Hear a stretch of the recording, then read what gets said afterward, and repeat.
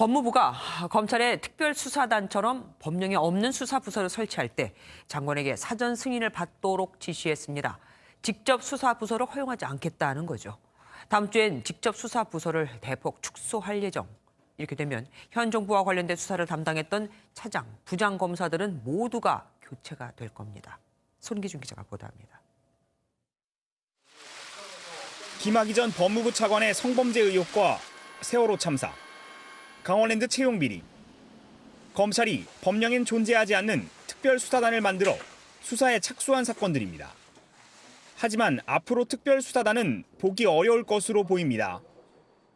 추미애 법무부 장관은 특별한 이유가 있을 때를 빼고 법적 근거가 없는 수사부서 설치는 장관의 사전 승인을 받도록 검찰에 지시했습니다. 앞서 법무부는 조국 전 법무부 장관 때 특별수사부의 명칭을 바꾸고 그 숫자를 줄였는데 이번 발표는 당시 기조를 그대로 유지한 겁니다. 검찰이 본연의 역할인 인권보호기관으로 거듭나기 위해서는 검찰의 직접 수사 축소가 반드시 필요합니다.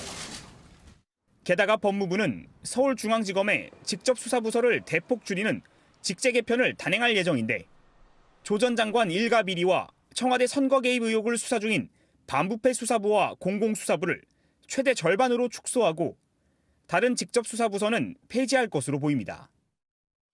그런데 이번 직제 개편이 조만간 있을 차 부장검사 인사와 직접 연관이 있습니다.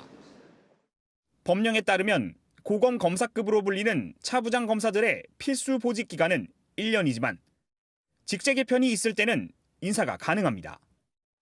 따라서 현 정부와 관련된 수사를 담당했던 차 부장검사들이 모두 이번 인사 때 교체될 수 있다는 관측이 나오고 있습니다.